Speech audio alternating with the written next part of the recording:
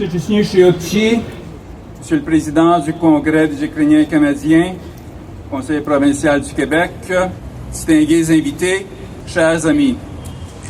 Although the Ukrainian embroidery dates back to more than 2,000 years, it was in 2006, 18 years ago, that a Ukrainian university student, Lesha Voronyuk, told her colleagues at the Ukrainian University in Chernivtsi to come to school one day with the Ukrainian embroidered shirt.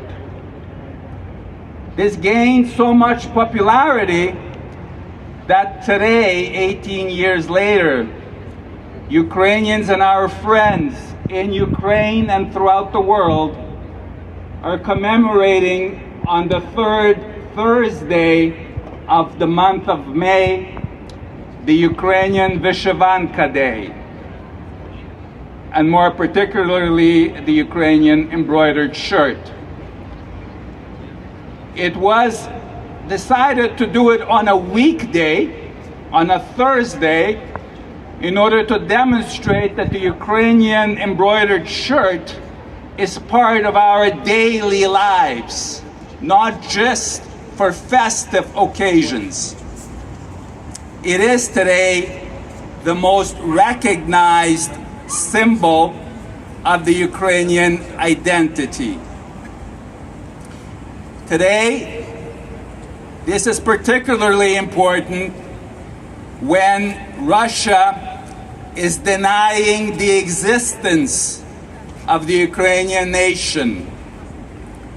In April 2022, a few months into the all-out war against Ukraine, the President of the United States, Joe Biden, said that I call this a genocide, and later explained that he used the word genocide because Putin is trying to destroy or to wipe out even the idea of being Ukrainian.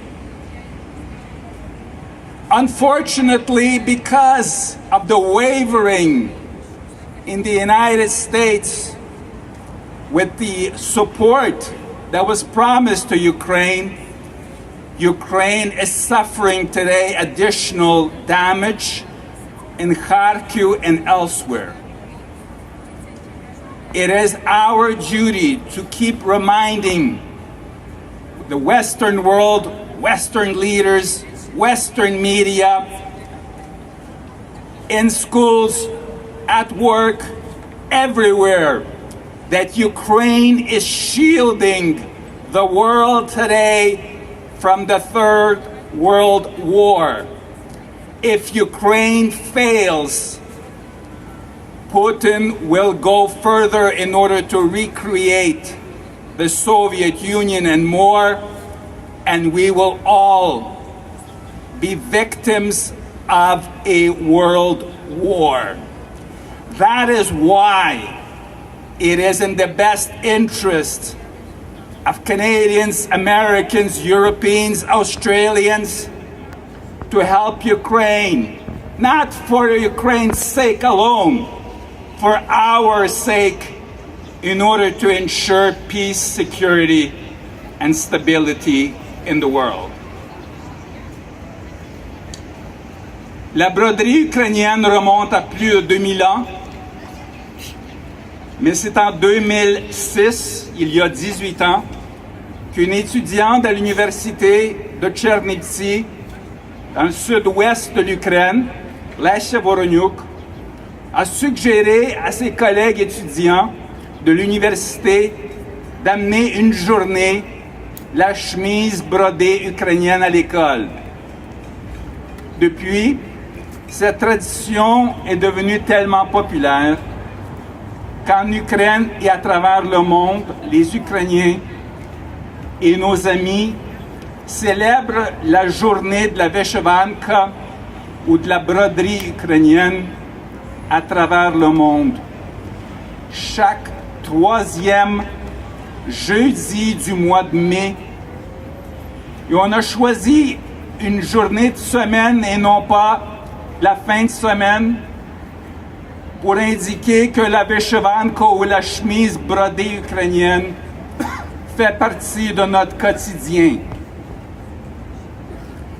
C'est le signe, aujourd'hui, le symbole le plus reconnu de l'identité ukrainienne.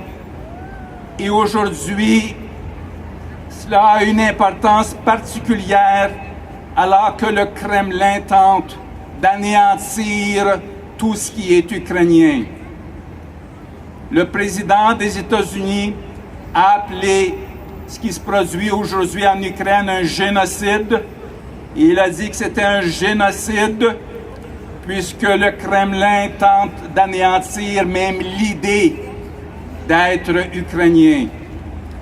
Le Parlement du Canada a également, par une résolution unanime, décrié les actes génocidaires qui se commettent quotidiennement en Ukraine. Et l'année passée, l'Assemblée nationale du Québec a également condamné les actes à caractère génocidaire en Ukraine.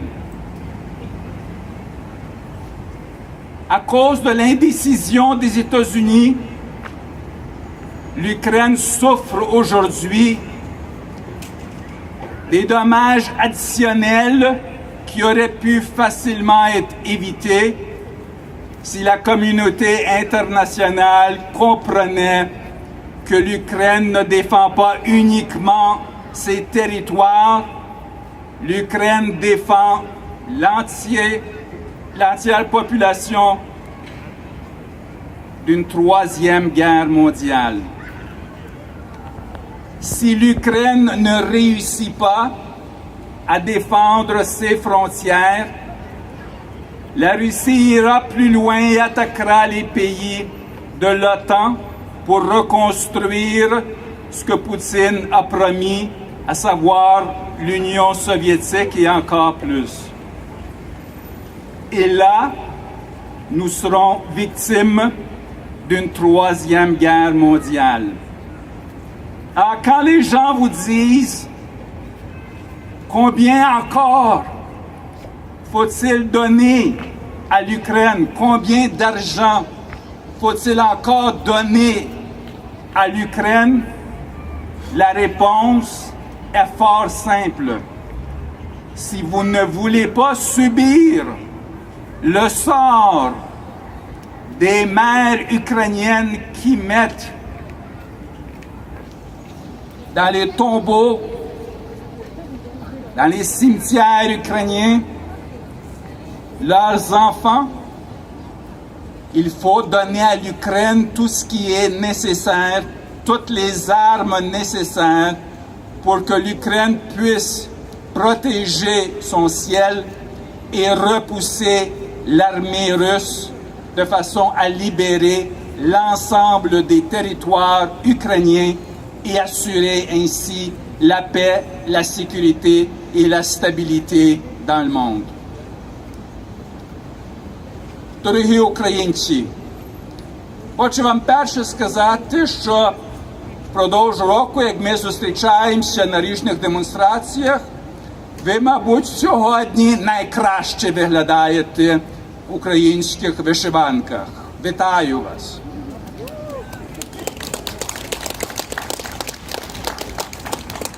Я вас прошу на другий раз, як ви будете йти на демонстрацію, щоб ви потягнули за одну руку ще одного українця, а на другу руку ще одну українку, щоб нас було значно більше. Українці мають ту жилку в собі, щоб критикувати, але ми мусимо бути значно більше змобілізовані, і значно більше працювати, і значно більше бути жертовними з нашими грішми, як ми хочемо тої перемоги. Нам треба молитися, нам треба працювати, і нам треба жертвувати багато наших фондів, щоб Україна могла якнайскоріше остаточно і раз на все перемогти і тим самим запевнити мир і стабільність в світі. До такої діяльності я вас закликаю. Щиро дякую, що ви сьогодні прийшли, і вітаю вас нашим кличем. Слава Україні! Слава Україні! Слава Україні!